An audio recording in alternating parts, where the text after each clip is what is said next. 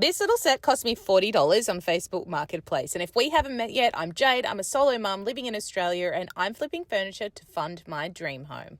This set was structurally sound, it was made out of MDF, and that's something that I don't normally like to work on. However, in this case, it had some nice details, it had cute legs, it just needed a paint job and some fresh handles. Single bedside sets can be a hard sell though, so let's see how much I can flip this for. By far the most important thing when you are flipping furniture is creating a clean canvas for you to work on. So here you can see me removing all of the handles, and that's so that I can get in and underneath all of the handles to give the piece a thorough clean.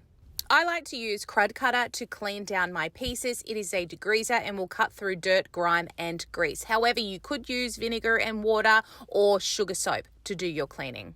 You do want to make sure that you come around with some plain hot water after you have cleaned everything down, and that's so you don't have any of your cleaning products residue sitting on the surface. What that residue will do if it's sitting on the surface is it will stop your primers and your paints from adhering to the surface of your furniture properly. You don't want to have gone to all of this effort and then have your paint scratching and chipping off. So don't skip this step. Clean down with some product, then clean with some hot water, and you're ready to go.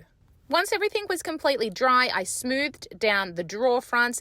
Behind some of the handle holes, there were some little textured spots of MDF. So I wanted to make sure that I smoothed those down so that I could fill them in so that you wouldn't actually see them when the new handles went on. I also went around and filled any little cracks that I had with wood filler. Once that wood filler was completely dry, I went around and scuff sanded the piece. Now you can use 120 grit sandpaper to scuff this down. In this case, I'm using 180 grit.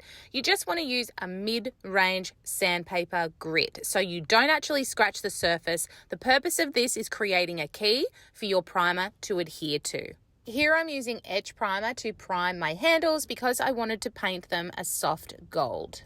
When I was going through and doing my scuff sanding, I actually punched through to some MDF that was underneath, and this was because I was trying to rid myself of some unwanted brush marks from the previous paint job.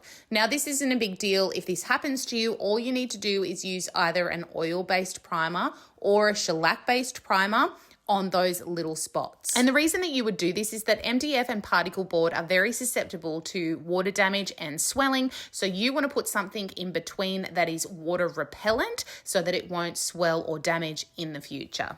You do want to make sure that you allow it to dry properly before you go onto the water-based primer though. Once the Etch Primer was dry on my handles, I went ahead and did my first coat, and I do my second coat once these are completely dry, but I actually flip them over to get the underside of the handle.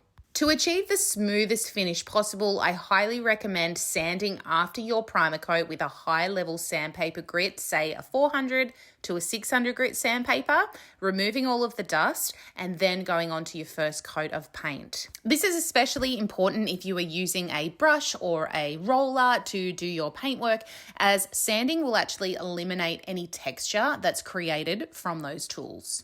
If you are thinking about furniture flipping for profit, I highly recommend getting a spray gun because you do get that beautiful, smooth factory finish and they will save you a lot of time.